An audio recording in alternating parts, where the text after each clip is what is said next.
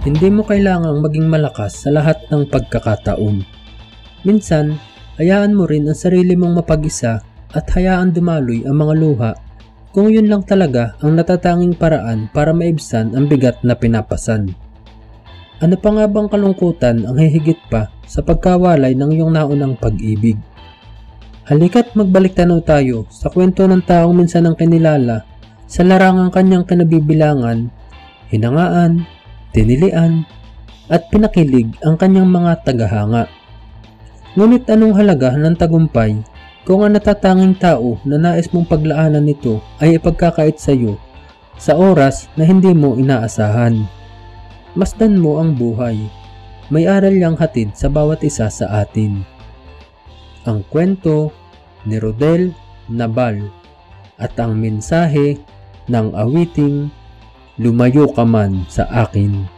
Pero kung bago ka pa lang sa ating channel, pakipindot na din po ng like, subscribe at bell notification button para palagi kang updated pag may mga bago tayong kwentong kagaya nito.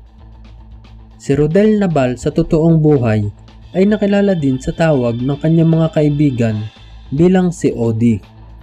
Siya ay tubong Maynila at isinilang noong 16 ng Pebrero taong 1953. Si Odi ay panlima sa 7 magkakapatid. Kilalang makapamilya si Odi, bagamat hindi na isa publiko ang mga bagay na ito. Palagi silang nagbabanding ng kanyang mga kapatid at malimit ay sama-sama silang nagbabakasyon sa beach sa Bataan, kung saan ito ang probinsya ng kanyang tatay. Marami silang mga kamag-anak na dinadalaw doon. Bukod dito, malapit din si Rodel sa kanyang nanay.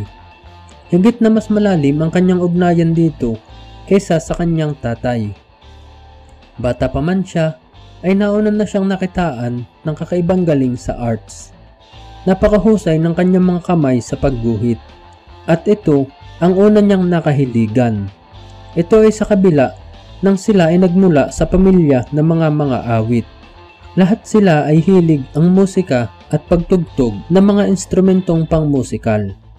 Taong 1960, sa edad na 7 taong gulang, pinursige ng nanay ni Rodel na mag-aral siya ng piano, ngunit wala siyang tiyaga na pag-aralan ang mga basics na dapat ay siyang unang pinagdadaanan ng mga mag-aaral. Dahil sadyang nasa ugat na ni Rodel ang musika, mas mabilis siyang natututo sa pakikinig lang ng mga nota. At simula nun, musika na ang naging